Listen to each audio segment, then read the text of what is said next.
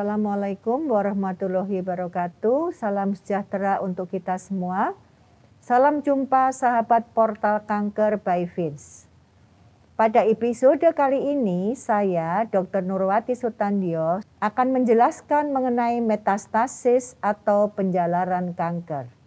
Pada hari ini kita akan melihat dan sekaligus mendengar bagaimana sel kanker menjalar atau disebut juga metastasis.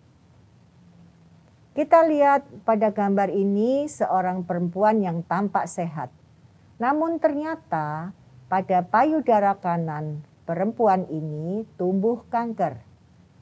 Payudara kanannya bisa terlihat normal dari luar. Setelah sel kanker tumbuh, belum tentu terlihat dari luar karena belum cukup besar. Bila benjolan pada payudara tersebut kita lihat lebih dekat lagi dan lebih dekat lagi, maka kita melihat sel-sel kanker yang telah tumbuh dan berkembang tidak terkontrol.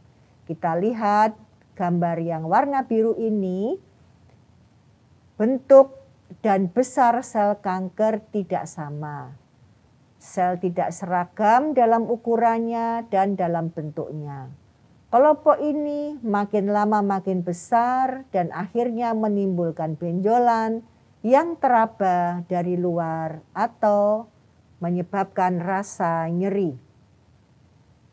Contoh lain adalah seorang pria dewasa di mana kelenjar prostatnya menjadi kanker.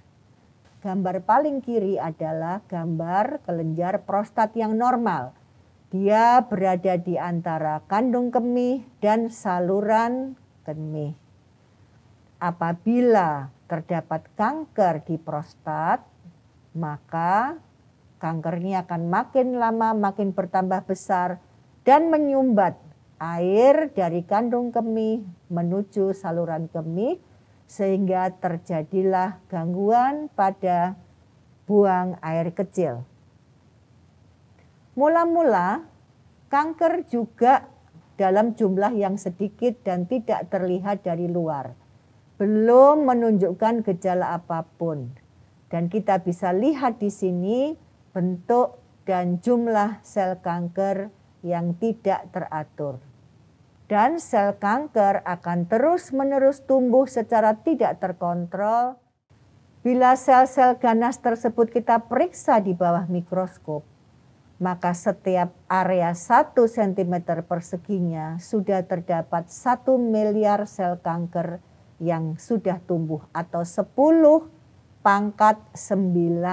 sel. Setelah mencapai jumlah 1 miliar, sel kanker tersebut memiliki kemampuan untuk membentuk pembuluh darah baru di sekitarnya. Dengan tujuan untuk memberi makan sel kanker dan sekaligus membuat jalan agar sel kanker bisa lepas dari kelompoknya dan berjalan lewat pembuluh darah tersebut. Setelah terbentuk pembuluh darah, sel kanker masuk ke peredaran darah dan ikut sirkulasi darah untuk menuju ke organ lain. Dia berjalan terus, berjalan lagi terus. Di akhir perjalanan sel kanker akan menempel di organ lain yang disebut sebagai penjalaran kanker atau metastasis kanker ke organ. Namun, ada beberapa di antara mereka yang tetap dalam sirkulasi, yang disebut sebagai circulating tumor cell atau traveling cell atau sel kanker yang berjalan, bersirkulasi tanpa henti. Setelah berjalan jauh, sel kanker yang jahat tersebut akan tiba di organ seperti otak, yang dapat menimbulkan gejala pusing, mual, muntah, bisa menjalar ke paru-paru yang menyebabkan batuk, sesak, nyeri dada, bisa menjalar ke lever yang menyebabkan nyeri luar biasa, dan mata menjadi kuning, kulit menjadi kuning, dan menyebar ke tulang, di mana kanker akan menurunkan kepadatan sel-sel tulang. Dan apabila kita lihat secara lebih dekat dan lebih besar, akan tampak sel-sel kanker tersebut telah menggantikan kepadatan sel tulang dan membuat tulang menjadi mudah patah. Selain melewati pembuluh darah, sel kanker juga ada yang melewati saluran getah bening, yang kemudian bermuara pada kelenjar getah bening.